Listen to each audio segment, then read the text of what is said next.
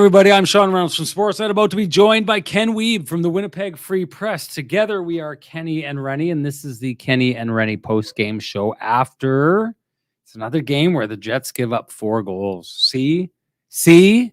Everyone got so focused on that one thing, and then now that one thing has happened a couple times here. It's a little bit of a problem. I don't know how much of a problem it is. You know why? I didn't see the game. I didn't see a stitch of the game. I saw a couple of the goals, but this is truly me going into this show blind. And listen, I know where the jokes go from here. So you're going into this like every game, eh, Ken? Ha, ha, ha. You guys, this is so... You're so obvious. I know where you're going with this, but that's okay. Not even you folks who are trying to ruin Rennie's day will I allow to ruin my day on this day. I'm a little bummed out. I didn't get to do the game, but I got to do another game. I did the New York Rangers and the Ottawa Senators. Hey, let me tell you a quick story. Since I don't know what I'm talking about when it comes to the game, I don't have a lot to talk about. Quick story. After the game was over, did my post-game interview with the young New York Rangers defenseman who scored the game winner. Gave him his first Hockey Night in Canada towel. Always loved doing that. After I'd left and walked away, Blake Wheeler came calling for Renny. Someone came out and was like, one of the Rangers players is looking for you. And then the PR was looking for me and all this kind of stuff. I bring this up because I've said this in the past. You know how I talked on the show about how Jordan Stahl had said something really nice about Adam Lowry, and then Derek Lalonde had said something really nice about Adam Lowry. And it's one of my rules in life. If someone says something nice about someone else, I always like to go tell that person if I see that person. And I think it's the same thing. When people do nice things and go out of their way to do nice things, I like to give them a shout out as well. Blake Wheeler, who we all know has had a prickly relationship between myself and him, went out of his way to try and come out. Finding out that I was there, surprised that I was there, came out to say hi. I had a similar moment with Andrew Ladd, who had probably a very similar relationship when he ended up with the New York Islanders afterwards. Anyways, I just wanted to shout that out. Blake Wheeler came, found me. We had a quick conversation, talked about life, talked about families. He's always, been pretty good at, being interested in the families and asking about kids. Funny story, when he set the record for the most points in the Winnipeg Jets franchise, Atlanta Thrashers, Winnipeg Jets franchise history, he actually was on a Hockey Night in Canada, and he tried to offer me the towel for my kids to take home. It's unethical for me to take a gift like that, but in that moment, that wasn't even my concern. I had said, Blake, this is something that your kids... this is an important moment. This is an important trophy. It's something that you should keep in the family. Someone in your family is going to want that. Anyways, it's a long way of going around and saying it was a nice moment that I appreciated from Blake Wheeler to come out and find me once he heard that I was going to be there. Saw Jacob Trouba as well, suspended, but he was behind the scenes. Just wanted to share that story because I know you see a lot of Wheeler jerseys around. I know that a lot of people think very highly of him from his time with the Winnipeg Jets. I don't think he was the perfect captain, but moments like that, Blake Wheeler has shown time and time again that he can be an extremely classy gentleman, and I was the recipient of that. And Charlie Horse calls me prickly Sean. Maybe that's what's been happening the whole time. Maybe I was the one who was prickly the entire time, and I've been getting this wrong. Maybe it's Bizarro World. I could be a little prickly. The one thing I'll quickly say before we get into this, I've enjoyed leaning into the heel persona as of late. The one thing that I did see was the Toronto Maple Leafs called off goal. I know that the hockey world, and I would just so you know, I saw people, journalists from Toronto, plenty of them, but journalists from Calgary, journalists from Edmonton. I saw a bunch of journalists from all over the place talk about how ridiculous it was that was not a goal. My understanding of the rule, and Renny likes to call it down the middle when it comes to the rules. My understanding is that's not supposed to be a goal. That Nylander goes into the crease, never quite exits the crease. And because of that, when he gets pushed into Connor Hellebuyck, he has not been pushed into the crease. He's already in the crease. And because of that, by the letter of the law, that's no goal, right? And so let's bring this up, because it was maybe my favorite heel moment ever on the Kenny and Renny show when Connor Hellebuyck had his mask knocked off. Just like that, the officials executed the rules flawlessly in that case. That was a goal. by the rules of the NHL book, that was a goal. And I remember saying at the time, and you can go back and you look at it, come to me and say, hey, you should change this rule. It puts goalies in danger. I've got all the time in the world for that argument. But in that moment, the refs called the goal the way it should be called in the NHL officiating handbook. And that's a goal. That goes against the Jets tonight. It goes for the Jets, and it's right to have done so because by the letter of the law, that should be a goal. Now, does common sense dictate that that should be a goal? This, again, is one of the situations where I'll say, hey, bring me the rule book. Tell me we should change this for a specific reason. I've got all the time in the world for that argument because it's silly that in that situation that a Jets player can cross-check a player twice into his goaltender just because his toe is over this, not quite arbitrary, but this line that is designed to give, this force field around the goaltender. This is what I've said before, and I go back to this I love this because it brings up so many arguments I like to have on this show. The idea of constantly reviewing things, like this is something that looks like we want, like if you're the Winnipeg Jets and this goal is taken away, I know right now you're all sitting there and you've all got your biases just dripping through your eyes right now. This is one of those things where if it happened with the Winnipeg Jets, you'd be furious right now. We want goals like this in the game of hockey. We don't want, defenders going out, cross-checking guys into their goaltender and then getting out, a free get out of jail free card out of this situation. That should be a goal. The rule book should reflect that. But this is one of those situations where you go and again, the whole thing about instant replay is it for the most part takes goals away. To me, this is another example of take instant replay out of this.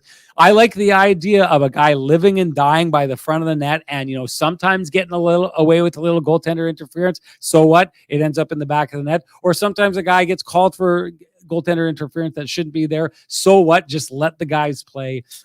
This is a situation that I know everyone's mad about it and they say it doesn't make sense. And yeah, it doesn't make sense. But what does make sense is that this goal didn't count because by the letter of the law in the NHL rule book, the officials got this one right. That shouldn't be a goal. Didn't really matter anyways. I can't talk a lot about the effort that we saw from the Winnipeg Jets in this game. Sounded like there was a lot of mistakes. I saw a lot of people on Twitter, talking about things, getting a little bit frustrated. I can't speak to it because I was fully engaged with the New York Rangers, who snapped a little bit of a tough streak, and the Ottawa Senators, who, including their game against the Jets, had been handling adversity really well as of late, and then kind of broke back into what they've been at the beginning of this year into being a real fragile team, up to nothing, and then surrendered 5 goals in the second period. We're just absolutely lost out there. That's what I was watching. So let's bring in someone who is watching the game you want to hear about. Yeah. The guy with the best music in the business. He's down. I don't know. He may be at a swim up bar. I don't know what we're going to see when he comes in here. The green room is an impenetrable lead door that I can't see through. So what's on the other side of this? I have no idea. Let's hope he's fully clothed, people. The man with the best music in the business. Here comes Kenny.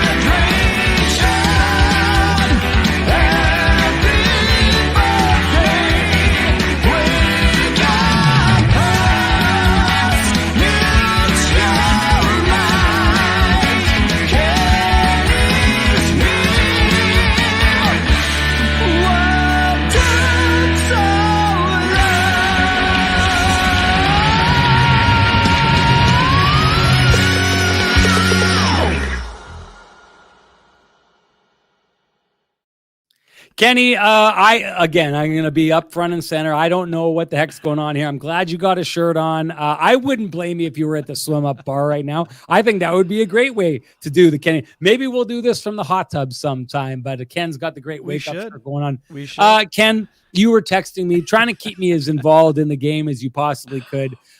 He was like, are you on your way to the hotel yet? As I was interviewing the post-game interview for Hockey Night in Canada. So that's how committed this guy right here is to getting you people your Kenny and Renny fix.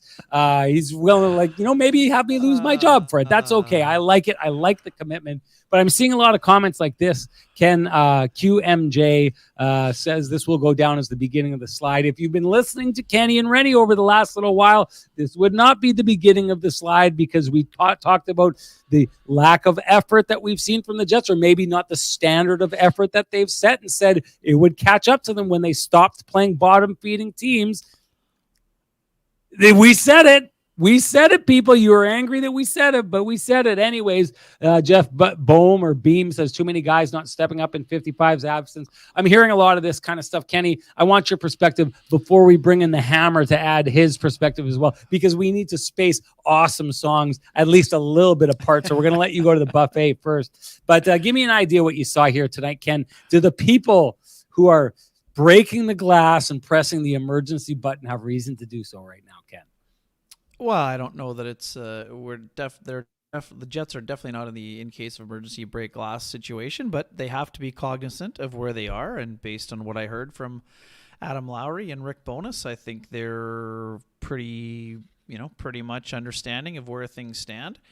For folks who don't know, I did sneak out to Mexico a little bit early here from Toronto, so that is why it looks like I'm in the sauna here at the Fives beachfront. Attaboy. Attaboy getting his sweat on, people. Yeah, exactly. It's going to be sweaty after this is ending, and thank you to Mike McIntyre for handling things this evening. Happy to report the quote loop remains undefeated here. We had the transcript rolling around. Good job by the folks back home inside the arena at Canada Life Centre, which looked like, it was pretty overrun with Leafs fans from what I saw. Tough to take the temperature off TV, but pretty interesting look on TV. Anyway, lots of blue and white in there. But looked like a pretty festive atmosphere.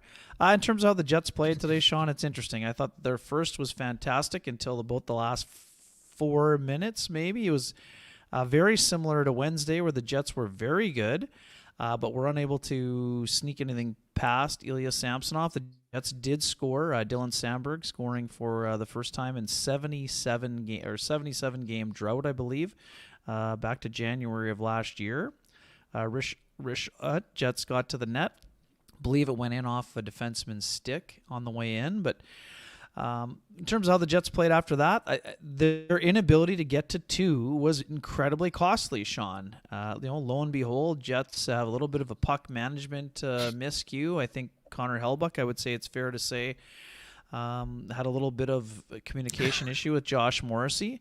And puck gets turned over. Noah Gregor takes a shot, and Ryan Reeves in the lineup for the first time since December tips it home. All of a sudden, it's a tie game, and to your point, Sean, about the goal that was waved off and disallowed, and the coach's challenge led to a 2-minute minor. If the Jets don't get a fortuitous rulebook ruling there, they're somehow would have been down 2-1, and that would have been wild considering how I thought the period was played. Now, again, I watched the first period off my phone. We were able to get it hooked up off the TV for 2 and 3, but Jets puck management wasn't good in the second period. And Rick Bowness, some people talking in the chat room about Rick Bowness's media. He was blunt force trauma. He said their puck management was horrendous or terrible in the second period. So I don't see him making a lot of excuses. Sean, this quote right here. We talked after. Okay, it's been a good year up to this point. It has. There's been far more positives than negatives, but we can still take it to another level, and we're going to have to take it to another level. And that will start with a couple of things. But the guys feel good about where they are. We know we have a good team. Yeah, it hasn't gone our way the last 3 games. We put it behind us and come back to work on Sunday and get back at it. That's a good response. The Jets weren't terrible. Rick Bowness isn't up there saying this team's been brutal. That's just simply not the case. But they had 2 poor periods in Boston. They were unable to build on a great first period in Toronto. And today they had, the majority of a strong first period. They battled in the third, but couldn't come through on special teams and have lost 3 in a row for just the second time this year. I'm fully aware the Jets got a point in that middle game. But as Sean mentioned, there have been parts of the Jets game that have slipped of late when it comes to defending and when it comes to puck management, and most importantly, when it comes to goal scoring and point producing.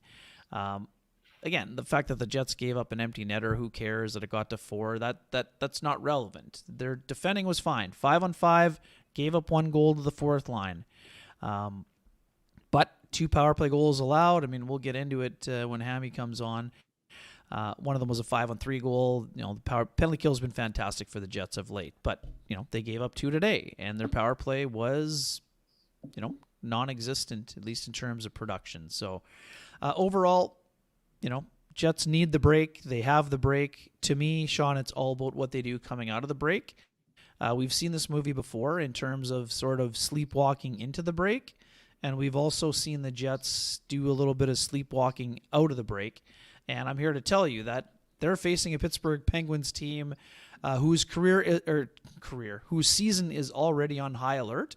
So the Jets better use those practices well coming out of the break on Sunday and Monday, because they're going to be facing a very hungry Pittsburgh Penguins team on February 6th.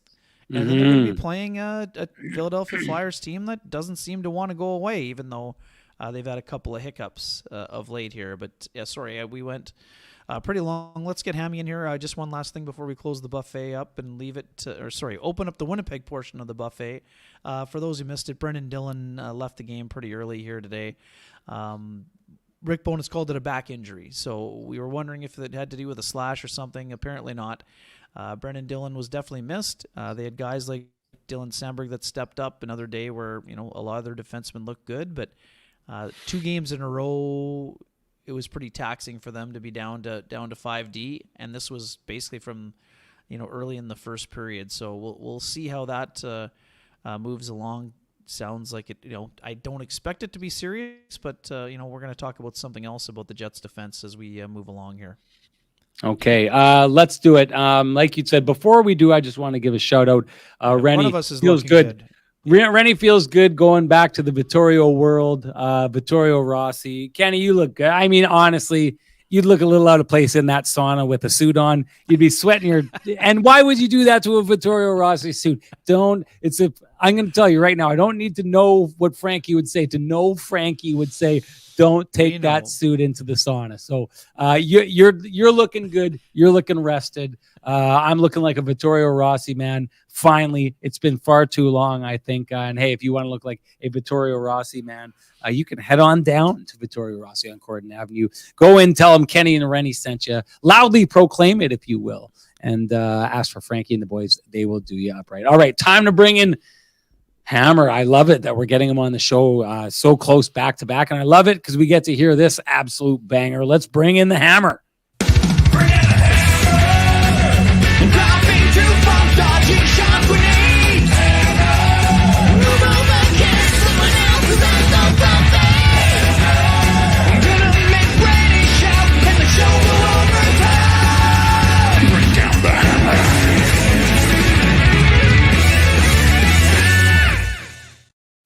Jeffy, good to see you here, buddy. I wanted to bring something up before we start talking about this. I don't want to redirect from it, but I wanted to point this out. Greg Giluli said this today on Twitter. I turned 60 in a few days. 60. The list of people responsible for me sticking around this long in spite of it all includes so many in the media who are there to tell my story. You have no idea how important those people have been and how important they are. When Greg Giluli says this about the media, one person he is most specifically talking about is the man sitting in front of you right there, Jeff Hamilton, who did absolutely phenomenal work on exposing not just, you know, the original victims that we thought of Graham James, but a whole bunch of new victims outside that we didn't know. One of them is a guy I played senior hockey against for years, helped me understand so much about that guy. But Greg Giluli is a guy that you spoke with quite a bit. When he talks about sticking around people,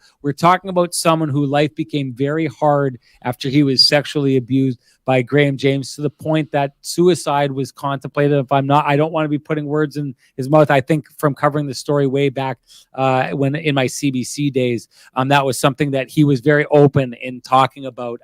Jeff, when you see something like that, I take a look at a guy like you, and I think you should be fiercely proud of the work that you've done when someone says something like that. And I think that you should very much understand the work that you've done is so valuable, so important. And just for me, I hope you can hear the absolute standing ovation coming from our chat room, because you deserve it, especially the effect you've had on the life of someone like that. Good job, Hammy.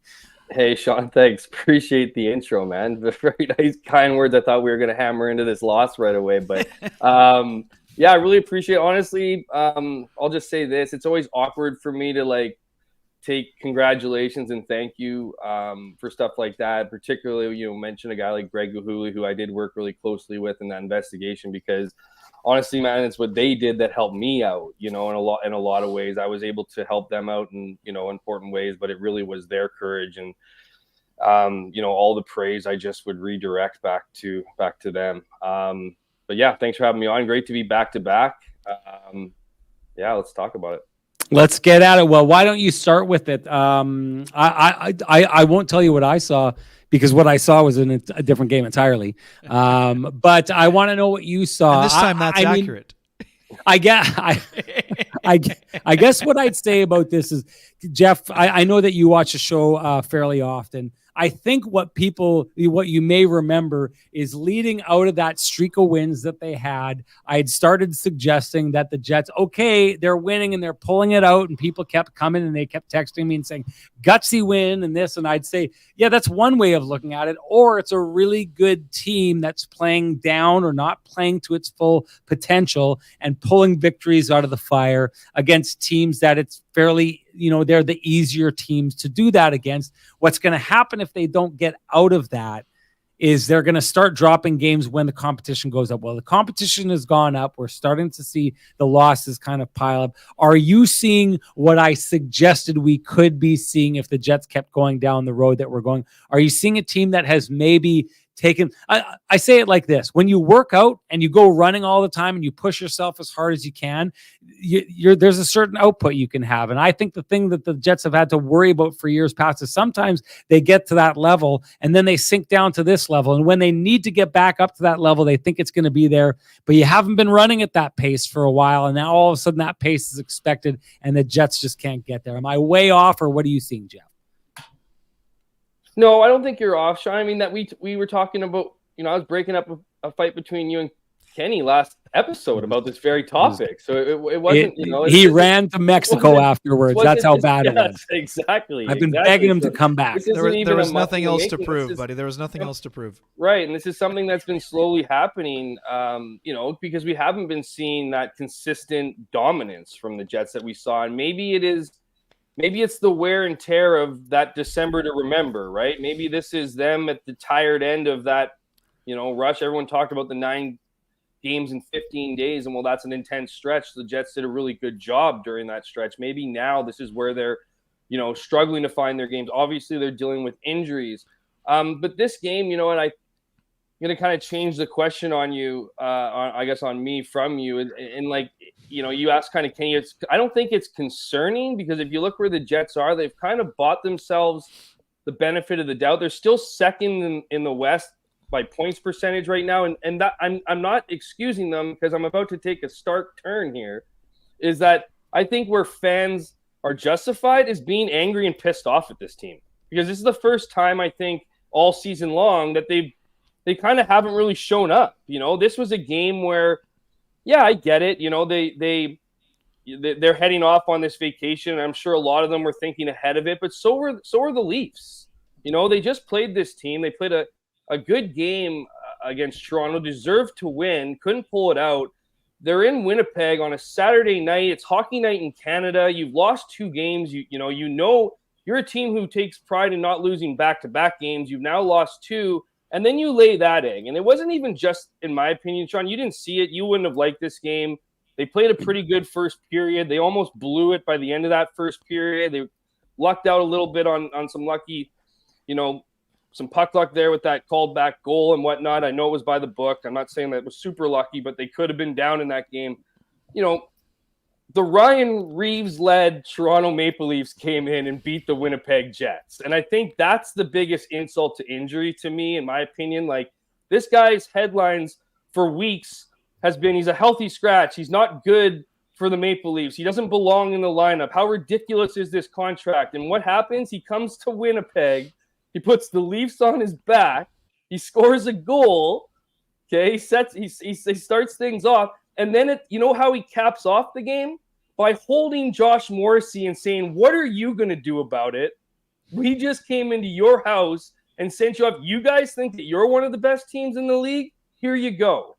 And so, to me, it's not so much that the Jets are a bad team, but the fans should be pissed off with that effort. It was Saturday night in your barn.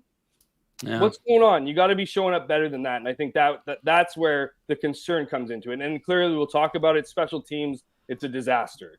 The power play is just awful. And this team needs Mark Scheifele back, and they need to add players to the roster because what we're seeing here is not a good enough team to compete with the best when you get into a bit of injury trouble.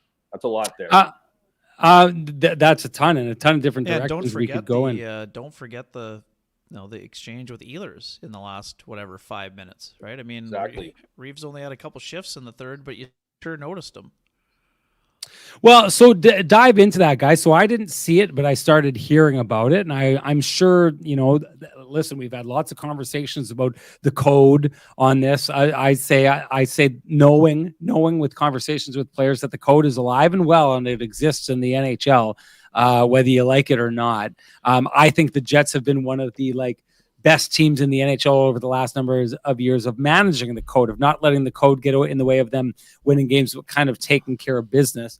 I didn't see what happened. And then all of a sudden I hear that Reeves is going after Josh Morrissey and Nick Ehlers. And I'm starting to think to myself, are there two more skilled, smaller guys on the Jets that he could be going after? I'm thinking if I'm Adam Lowry, and I know that Brendan Dillon wasn't there for the rest of the game, but I would be furious in that situation. Explain to me, was this, Jeff, you seem to think that it was calculated and a good thing that he did. If you're the Toronto Maple Leafs, I wonder, Ken, what you thought of the Jets' response in this situation.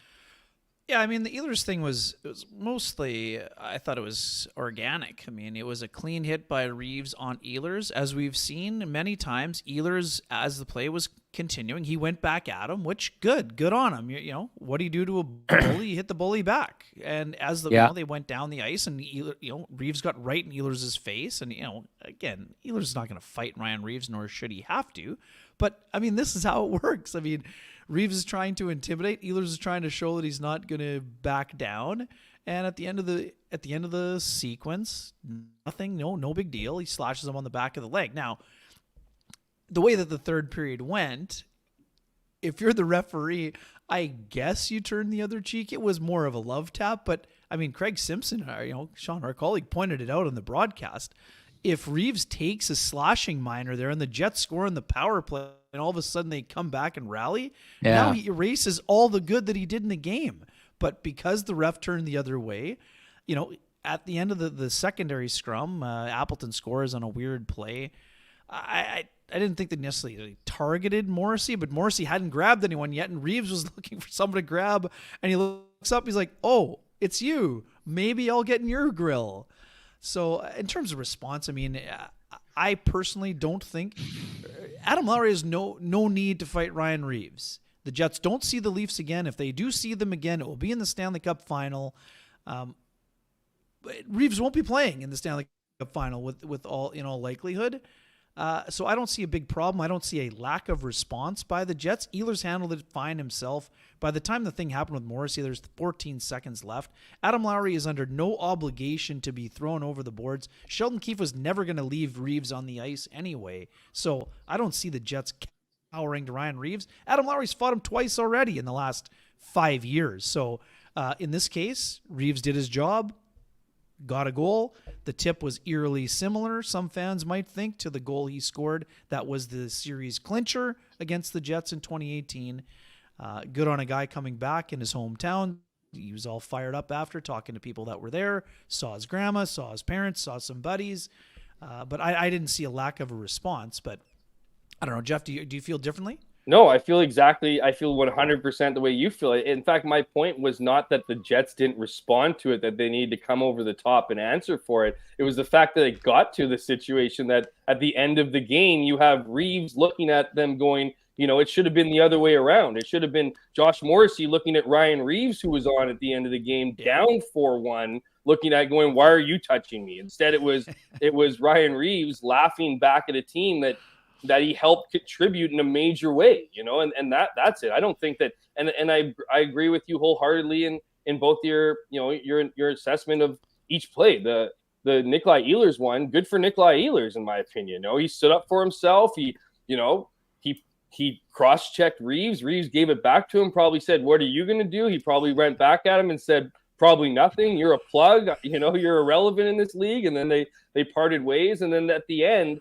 I believe it was this play. Mason Appleton put the puck in the net, and then he did a over the ropes kind of jump into the crowd on who he was going to go after, and that kind of sparked the whole thing. So I'm not blaming the Jets for a lack of response. I'm saying it's embarrassing that they got to this point on home ice, that Ryan Reeves was not only contributing in a meaningful way, given everything that surrounded him going into this game, but then had the opportunity to laugh in your face and grab one of your best players by the collar and say, what are you going to do?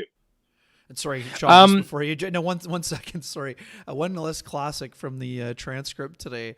Ryan Reeves, who kind of, not rocked the boat, but sent a few shockwaves around when he told Luke Fox that he's been ready to go for a month earlier this week. That's my point. He was just a nobody, Jeff, you didn't see the burn that he said after. He said, I've been spending the last month working on my tips. Just incredible for a guy who's guy can't get in the lineup. What have you been doing? I've been working on redirections. What does he do in his first game back? Gets a redirection goal. Classic. Yeah, that's pretty good. Before I go in this direction, Ken, I want you to give Sweet Lou a shout out. Yeah, right on. For folks, now that the calendar's turned to 2024, if you have realty needs you'd like to have met, please contact our main man, Lou Ferlin, at Roy LePage Dynamic Realty, 204-791-9971, or at the office, 204-989-5000. His email is lou@louferlin.ca. That's LOU@LOUFURLAN.ca. Lou Ferlin, excellent human being, excellent realtor, and excellent supporter of the community, including this podcast, for which we are grateful. I wanted to transition quickly before we move on to Cambrian and their payoff conversation that we like to have. It looks like the Kenny and Renny fight, the big drag 'em out fight between Ken and Ren, really paid off for Kenny because it's taken him right down to Mexico here. So if you're looking to pay off high interest credit cards or debt, we suggest you go talk to our friends at Cambrian Credit Union about their payoff loan. They can show you how taking out a loan to pay off your debt actually gets you debt free faster, and you can save thousands of dollars. Go to cambrian.mb.ca to book an appointment online. I'm going to ask a question here, and this question does not matter at all. But it matters to fans sometimes. But some people in the chat room are going to be really mad that I asked this question. They're going to be like, why are we talking about this? Move on. But to this point, I wonder, on national TV, right? On a night where Toronto comes rolling in after they beat the Jets, on a night where the Toronto broadcast crew kicks the Winnipeg broadcast crew out of town all the way to Ottawa to go do an Ottawa Rangers game where Toronto basically comes in and takes over. We've spent a lot of time here talking, and Ken, you and I, and I'm sure you've been doing it as well, Jeff, going on a lot of, I've been on Fan 590. I've been touting the Jets for a long time, and I've been doing it not because it's my job to tout the Jets. It's my job to go on and tell the truth. What I've seen from the Winnipeg Jets this year is a team that I think is going to be extremely hard out in the playoffs, and if they add some certain pieces, they're going to be, a legitimate contender here. But, we've got a lot of people saying it in the chat room, and Jeff, I thought I love the point that you made just basically about how Reeves kind of, took the spotlight in this situation here. But do you think, and again, this doesn't matter at all, but it matters to a lot of people in the chat room because they are always going on about feeling disrespected and not getting enough attention from the national media and all this kind of stuff. Do you think now that, with the Leafs coming into town, a lot of eyeballs turned towards Winnipeg tonight. Do you think Winnipeg did damage to their reputation or how people see them as cup contenders tonight with the performance that they had tonight? I'll start with you, Jeff. Holy, I don't think I need to take as long as your lead into that question to answer it. No. Jeff, I need to make an impact on this show somehow. I didn't watch the game. You should have had a heart rate monitor set up for me. I didn't know what you were guiding me into. So exactly. But there you go. I feel okay about it. Definitely it's calmed down. No, I don't think so. I mean, I don't think it necessarily it doesn't help their reputation, that's for sure. Does it damage it? I would say, I guess so. Maybe it dents it. I don't know if it damages it, but I think, just as if you would have seen if the Jets came back and fed them their lunch tonight, they would be viewed as that dominant team. So how does it not look, not great on them? I don't think a lot of people are looking at a late January, even though it's Saturday night, hockey night in Canada, national game, and are looking at the Winnipeg Jets not as contenders for the Stanley Cup. But I do think there is a spotlight there that wasn't taken advantage of. And had the Jets dominated the Maple Leafs, it would have forced all those broadcasters to talk about the Winnipeg Jets beating and beating the Toronto Maple Leafs, and that would have led to more eyeballs. So unfortunate, didn't take advantage, but I don't think it changes the Jets' reputation as far as where they stand in the league.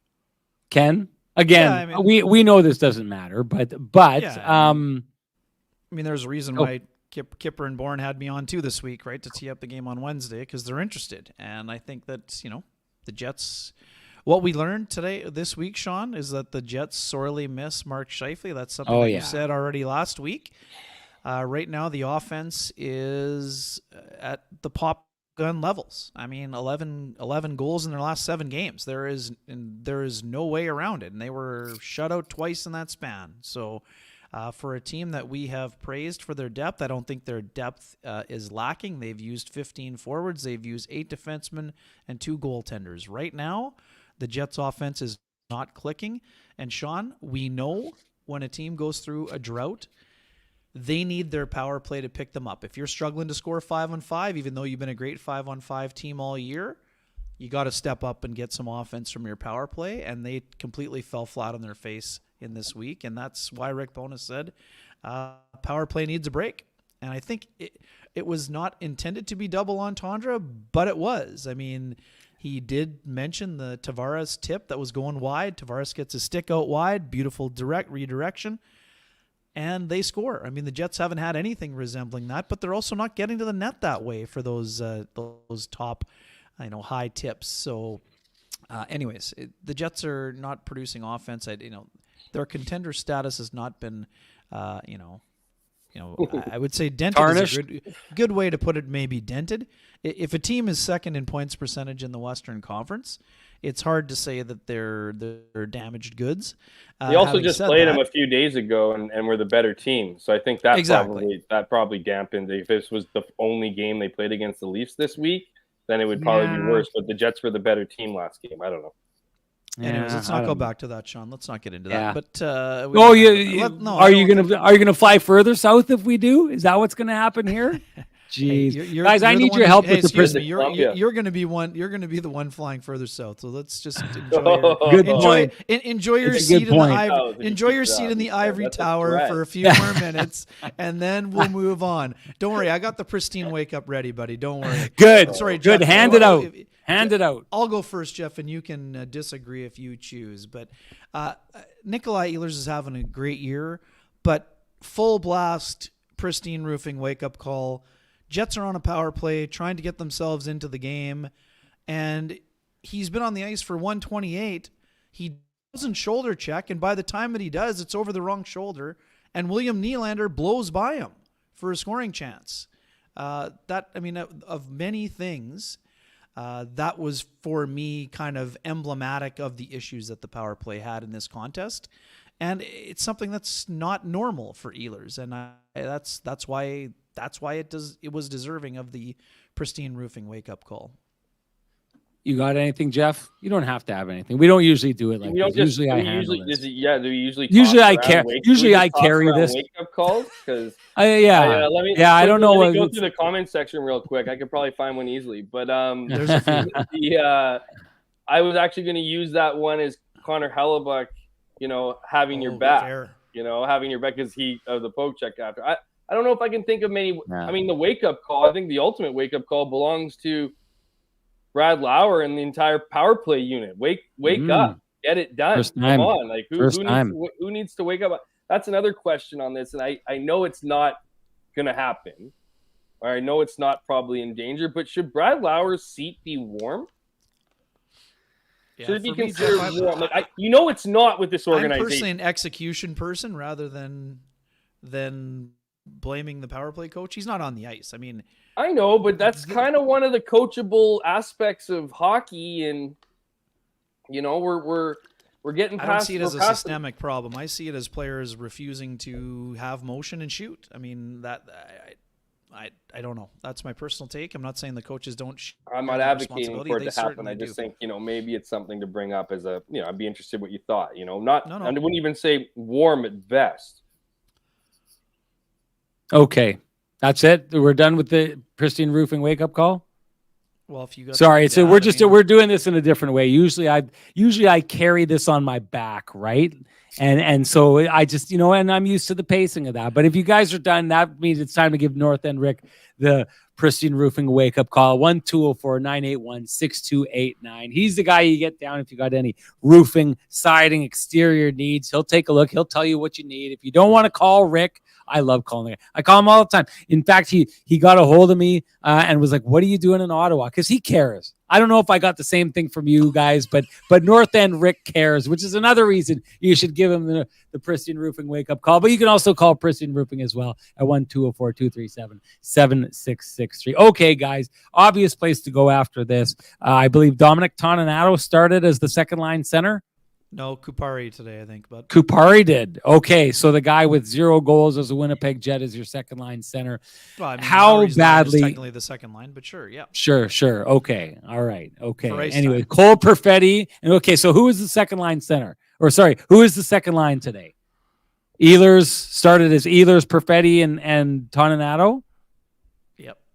Okay. So No, Ehlers, Perfetti, and Kupari. Come on, man. And It's so- a chance to yeah. go nuts. it's I'm just trying to catch up, Ken. I'm underwater trying to get a breath at the surface here.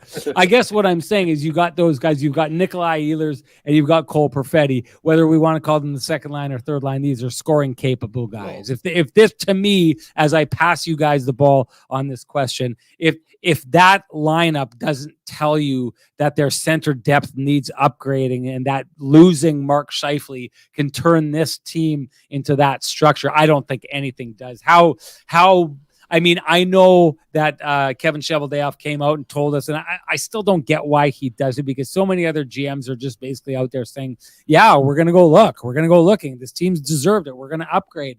He gave us the old line about, like, wow, we don't necessarily want to mess with chemistry and all of this kind of stuff. To me, we're at the stage now where if the Jets don't do something about their center depth, it's, derelict of duty at this stage. Am I crazy to say that, Jeff? No, absolutely not. I mean, they need to. I mean, that's if they want to be a team that's going to go deep into the playoffs, heaven forbid, win a Stanley Cup, they're going to have to upgrade their centermen, their depth there, or find other pieces that can support their current group of centermen.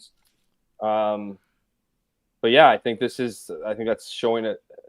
What we're seeing here with the injuries, that the reminder that injuries can happen, several of them, in one stretch here, ever since really Kevin Cheveldayoff warned media in his press conference about the risk of injuries and whatnot. The Jets have gotten a good look of what happens with Velarde being out, with Scheifele being out, with Kyle Connor being out. I mean, that was and then when you look at the group today, I mean, that's a group that can win you a game. I'm not sure that's a group that can win you a series.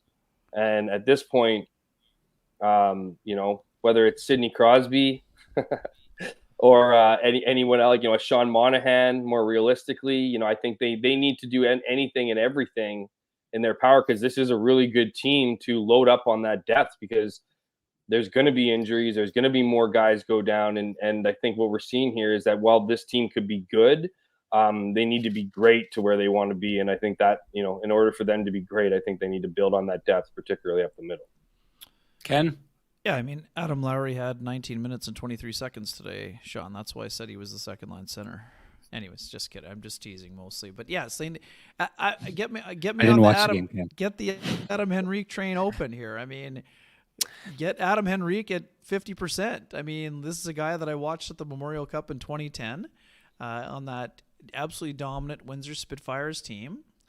He's got 14 goals. He has playoff experience. He hasn't had, 20 of his 24 playoff games were with the New Jersey Devils. So this is a guy who's got to be hungry. Like, to me, it's not quite parallel to the Paul Stastny situation, but I would say it's a perfect fit. The guy can kill penalties. He can play on the second power play. He's fast, has experience.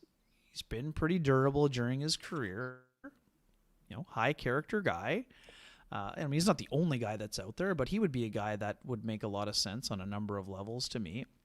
Yes, Pat Verbeek is a shrewd negotiator, but Henrique, he's not doing anything for the Ducks. So for them to take on the 50% is not a big issue. I don't see. I'd be curious what the asking price is. But again, the Jets need depth. Like it's great that Kevin Cheveldayoff was trying to put up the smoke screen and try to deflect away from teams. And in a week or two, we're all going to be getting the same. If you listen to the media, we're in on every player. Well, that's because the Jets should be in on the good players, because they're trying to get better, and they're not trying to win one round. They're trying to win 4 rounds. So you should be in on the high end players that are available. That's not to say empty the cupboards entirely, but it's become pretty clear the Jets need additional depth. Rasmus Gapari played very well the other night, but he can't be the second line center going into the Stanley Cup playoffs. I mean, they have an opportunity to add in the next month and change, and they should take that time to add, and I expect that they will. But I also think too, I mean, Elliot Friedman mentioned the Senators' interest in Chris Tanev moving forward, but Chris Tanev, if he wants to sign with Ottawa, do it in the summertime. Go out and chase a cup. And I would say he still remains a perfect fit for the Winnipeg Jets. And David Perron is a great example. I don't see the Detroit Red Wings selling, but that's the kind of player that you would be looking at if you're Kevin Cheveldayoff. Not for the fourth line, second line. Not for the fourth line, to help the second line. He's a guy who gets under the skin. He's a playoff performer, helps the power play, all those things. Go find another reasonable facsimile.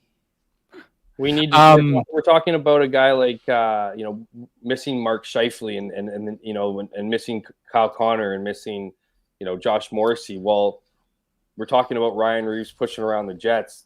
Brendan Dillon was out in the first couple minutes of the game. So losing a guy like Brendan Dillon puts that burden on an Adam Lowry. And when playoffs get tougher and things get tougher and guys are grabbing your collar every whistle, you need a Tanev on your blue line.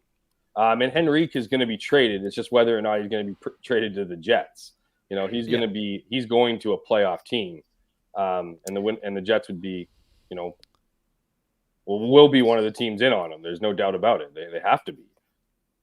The point that Jeff just made about losing Brendan Dillon and that kind of falling on Adam Lowry and the importance of Adam Lowry. I think tonight, the game that I covered is actually a good example of that. The Ottawa Senators were up 2-0, and then a player who was playing his first game with the New York Rangers hit Tim Stützle, and Brady Tkachuk, their captain and one of their best players, went to go fight him, and that's all fine and dandy. A player that's never played a game before with that team just took off the captain and maybe the best player of the Ottawa Senators for 5 minutes, and they got scored on 3 times, and then they absolutely fell apart after that. This is a great example of, the Jets kind of not going down that road, but it's also a great example of what Jeff's saying, and the idea that if you have to leave that business to guys that you really do need out there, it's a problem. And so I agree with that. I also would like to say, I know sometimes Renny is hard to empathize with. I make it hard to empathize with me at times. I'll admit it. I know the drill. I know my role on the show. But at the beginning of Ken's answer, where he dunked on me for knowing how many minutes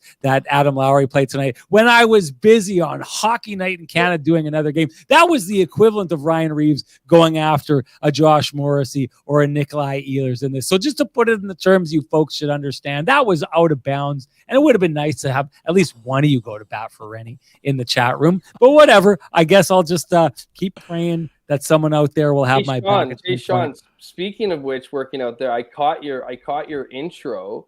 It's incredible that after all this time, you realized you were the problem between you and Blake Wheeler. I heard you acknowledge. So you did hear it. You did hear it. Yeah. I heard that. And you know what? Great self-awareness, man. Unbelievable. Yeah. It was you. I know. It was you that was being the jerk, so and I'm starting to reevaluate everything now, Jeff. I don't think my wife's the problem. I don't think it's my kids that are the problem. The dogs, I failed to train them. Exactly. There is not a relationship that I haven't poisoned in my life, but I'm going to try. I'm working on it, people. I apologize. I never have your back. I know I never have your back. I'm sorry. I never have your back. I can come to that. I hope I can. Ken Weeb always has my back all the time and always points out the occasions when I'm right, even though it must be tiresome for him at a lot of points. The Johnson Group got you covered. Play of the game. You guys touched on it. You want to rip it off quickly again, just to so we can get through that. Oh, I texted you before. You did, yeah. Another classic Hellebuckian poke check. Oh, that's what I had. You just used the back end of your last answer? No, it wasn't the same play. That wasn't the same play. Oh, it wasn't? The poke check was another time. The Nylander one, he went to the back end and kind of hit the side of the net, I think. So, But Connor Hellebuck becoming a trend here. Getting the poke check, using the poke check well. I'm going to use that as my Johnston Group play of the game. Yeah, and you're on board with that, Hammy? Yeah, that's exactly mine. I thought he bailed out Nikolai Ehlers, who got pickpocketed. That's the play we're talking about, the one where he got pickpocketed short when they were on the power play. It was a different one, actually. I think. Okay, it was another shorthanded chance. A different poke check by Connor Hellebuck. So unique, but also a poke check from Connor Hellebuck, and it happened when I thought it was Josh Morrissey, but upon replay, I realized it was Nikolai Ehlers who got pickpocketed there, and then poke check came out from Connor Hellebuck. I thought bailed out. Ken did say to me in the text, a theme is emerging. So yes, the poke check, two different variations of it. I couldn't agree with you guys more, even if I'd seen the game and knew what I was talking about. But hey, do you run a small business in Canada? Look to Canada's #1 employee benefits plan, Chambers Plan, to give you a competitive edge. Chambers Plan is the simple, smart, stable choice for over 30,000 businesses countrywide. Visit chamberplan.ca to learn more. Jeff, starting with you, the keg save of the game. I'm checking my phone because I write these down, and I have same play as I said last time. Was there any massive save? Was there a second period? Why am I thinking the second period? I didn't really think of any had a really good save on Matthew Nye as that redirection there, and then there was a crazy sequence there that had almost another rebound off the one in the boards. Slot too. Is that a power? Tavares Hellebuck on Tavares when it was still 2-1, I think. Point blanker there also. Let's do that one. Yeah, let's do that one. Whatever that one was, we'll go with that one on Tavares. Good stuff. I like it. And who found his way? He found his way on another one, but not this one. Yeah, there you go. T. Will says not knowing what he's talking about has never stopped Renny from weighing in on the topic before. It's like this guy is reading deep into my soul sometimes. I don't know. I got to say. Anyways, he just hit you over the head with the shovel that you gave him last year. Yeah, the multiple shovels. The guy, not very nice. The guy walks around with like a giant gold chain with like 4 trunk shovels hanging off them. He's the king. He's the king when it comes to those. Anyways, that's the keg save of the game, brought to you by Jeff and Ken. I'll abstain from this one this time, but you shouldn't. You should share with us your keg save of the game, because if you do, you're automatically entered to win a $50 gift certificate that could be used at any of the Keg's 3 fine locations here in the city of Winnipeg, each location finer than the last. And the winner of the Keg $50 gift certificate from the last show is Gregory Liverpool. Hey, we like to see it when people who come out to the live shows are winners. He was out to both of the live shows so far this year. Walked in looking dapper. He even had like a Jeff Jarrett or Ric Flair kind of walk when he walked in. I was like, I got to get my own strut to walk into rooms more often, because like right off the bat, I was like, hey, that guy's a cool guy. He walked in as soon as he did it. He's a cool guy with a $50 gift certificate to the keg now because he shared with us his keg save at the game. So you know what to do, Greg. Direct message me at SN Sean Reynolds. Send me your full name. Send me your email address, and I will have the keg send you a $50 gift certificate to be used at any of their 3 locations here in the city. Each location finer than the last. Moving on, Ken, you get to start with the TCB lamplighter. What do you got? Yeah, I mean, Dylan Sandberg is an honorable mention, but straight 1T clapper from Austin Matthews for the insurance marker. Sorry, I mean, that's the goal of the game. There is no other choice. A wrist shot from the blue line that goes in off the defense of the other team. Disrespecting the Revo tip. That was a pretty good tip for sure, and it changed the game. But in terms of prettiness, tough to argue. I mean, it was a 5-on-3, and I don't want to get into it too much because we're pretty late in the show, and we've occasionally gone on rants about the officiating. But come on, man, Sean, you didn't see this, but this is classic. Dylan Sandberg slashes the stick of John Tavares in front of the net. He waits 2 seconds. No call is happening because the stick does not break on contact like it normally does, and snaps in half. Referee's arm goes up immediately. Tavares, 2 seconds later, Sean, leans on his stick and it breaks, and the ref looks at his stick breaking and he raises his hand. Now, hold on one second. Do you think? Hold on. Do you think that the stick was broken? I think I don't even care if the stick. When he slashed it, was the stick broken? I don't know. I'm not 100% sure. Do you think so, Jeff? Do you think so? Yes, it was probably broken. Yeah, it's broken. It was probably broken. Okay, Sorry, are you asking? Do you think it was broken before the slash or by the slash? Like with the slash, did the slash break the stick? Yes, it may have. Okay, but I'm saying it may have. The problem is that it's, I don't want to hear may have. I want your opinion. I want you to get off the fence. Okay, no, I think it probably did, but this is what we're talking about. 3 seconds later, come on, man. It just looked weird. Okay, but hold on a second. This was the conversation. Like a delayed penalty in soccer, almost. It felt weird, like advantage. This was the conversation that happened the other day when we talked about like the Dylan DeMello slash where he shakes his hand and then the Ehlers thing afterwards. And I know Jets fans were furious about this, but Justin Williams went on a rant about this, about how in the game today's players go and do these like obvious acts to show that got me in the hand. And he was talking about it, and Jets fans were pissed about it because he thought that they were outing Jets players in that situation.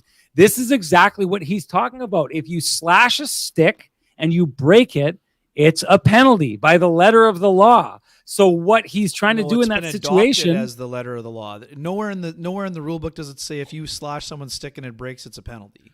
Okay, well, we would understand that officials will take a look at you slashing someone's stick and breaking it and take that as a penalty. It's a slashing penalty. So in that situation, what John Tavares is doing is essentially what Nick Ehlers does when he gets slashed and shakes his hand. He leans on the stick to show the stick is actually broken from that slash. So it's not a scenario by which the ref is looking.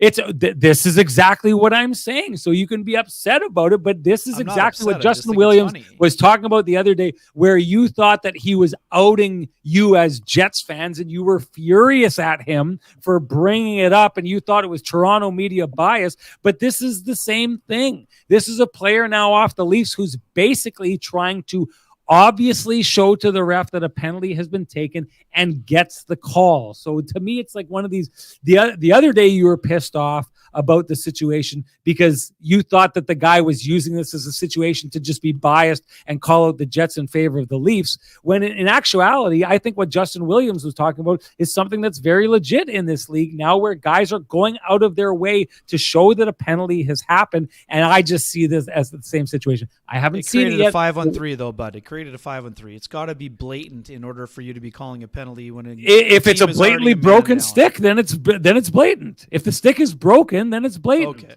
Anyway, I haven't seen the play. I just think this is one of those things where if you remove the bias from it, this was the thing the other day. I had so many people getting a hold of me and attacking Justin Williams on that show. And I'm like, yeah, for sure. This is a guy who doesn't know what he's talking about. He's been recognized as one of the greatest big game players of all time. And listen, I don't know Justin Williams. I know people were on me on that Wednesday night thing. I don't know any of those players. I know who they are. I've never met them. More importantly, I don't think any of those players knows who I am. If you ask them who Sean Reynolds was, I don't think any of them would know who I am. This is just one of those situations where I think fans get a little bit hot. Someone had, I was just going to touch on this quickly before we get back to what we're talking about. In Bones We Trust asks, Renny, are Jets fans more fragile than other teams' fans? I will say this, as a personality trait, I think Jets fans go into everything thinking that everybody likes somebody else and that they don't get liked. And because of that, the refs are always out to get them every single game and other fans are never giving them their due. I think that that's a personality trait of a Winnipeg Jets fan. And I think that that was on full display on Wednesday when everyone felt attacked by analysis that a player who plays the game is given. Like, really, Justin Williams' entire game plan, his entire life has been, you know what? I'm going to practice really hard. I'm going to make it to the NHL. I'm going to carve out this really great career. And hopefully that will get me on a panel one day where I can pull off the master plan of attacking the Winnipeg Jets because they're the team that I've always wanted to crap on this entire time. I see them as being the parallel things. Anyways, back to the TCB lamplighter. Hey, Sean, correct us if you're wrong. Are you a psychology major? Oh my goodness! Aren't you though? Like I'm not a major. I've taken. If you've ever seen It's Always Sunny in Philadelphia, have you Dennis Reynolds took some classes though. Have you not mentioned you've taken classes on this show before? Am I just making that up in my head? Like, yeah. Okay, I thought so. Okay, so like this is your psychoanalysis of an entire. This is advice from a doctor at this stage. Exactly. It's as good as that. Just wanted to clear that up. As good as that. That's how I took it. I didn't bring my that didn't get the live show that they know that they're hearing this from somebody who is educated, qualified to make this designation. I should have brought in your suitcase, though. The scroll is in your suitcase. I should have brought it and put it on the wall. Anyways, there we are. All right, did you wrap up your TCB? Wrap it up.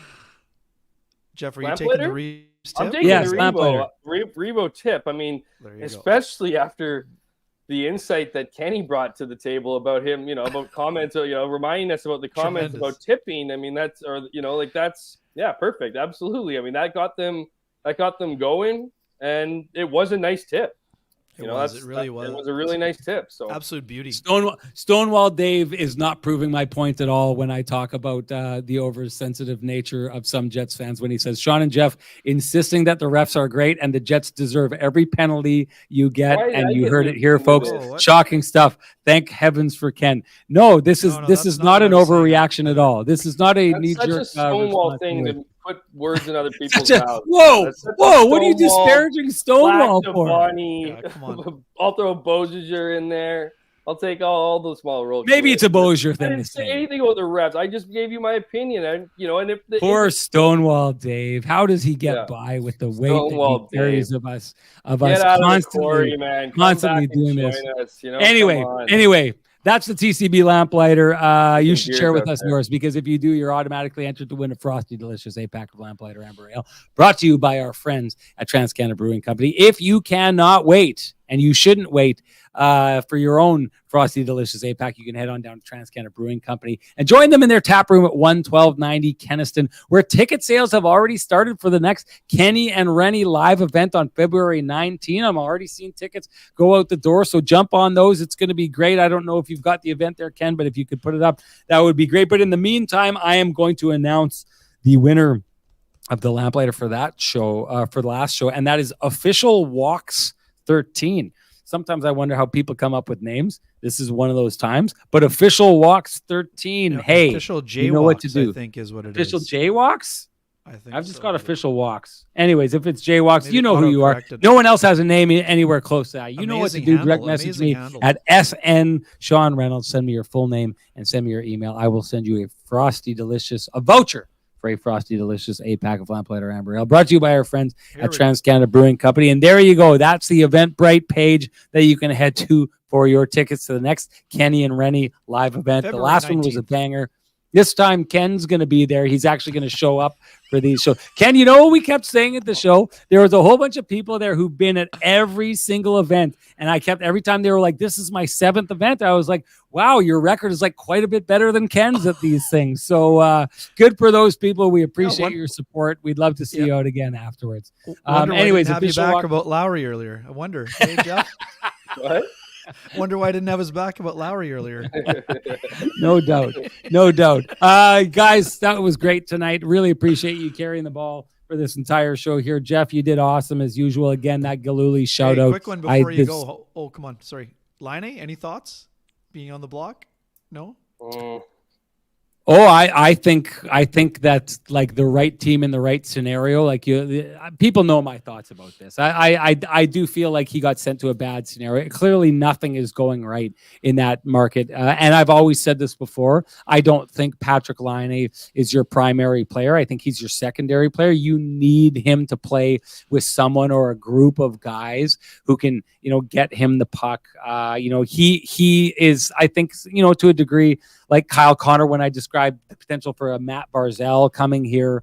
Matt Barzal's that kind of guy who, when he's got the puck, everyone's eyes turn towards him. And Kyle Connor's that guy that when your eyes turn elsewhere, he just disappears and gets back into a dangerous spot. Patrick Laine is that as well, but I just think, at his best, has the best shot in the NHL and, is borderline unstoppable if you can get him the puck in certain areas. I still believe that exists in him. Are you talking about him coming to Winnipeg, Ken? Is that what you're suggesting? I was just saying the fact that he was open. I know some. If I'm a team out there, if I'm a team out there, like I've said this before, if you've got like the proper skill, you said it before. You like the Islanders for Laine. Do you still? Yeah, I think that's good. Although I just wonder too. I just think that they're a team that like this. I think Matt Barzal would leave the Islanders and come to Winnipeg. And like I said, I think he'd challenge being a 100-point player because I think the Jets would bring that out of him. Do you think Patrick Laine would work? Boy, I don't know that I know enough about him as an NHL coach to make that qualification. I don't know. I mean, what did he do when he was in Colorado? Like, did he really bring out in those guys? He's much different now. He's still got that fire and passion, but he realized apparently after his last job and didn't get another one that he needed to change his ways. He did not get a job because of that. He didn't get a job because he walked out on his team right before the season started. That's what I mean. He was a fire. Yeah.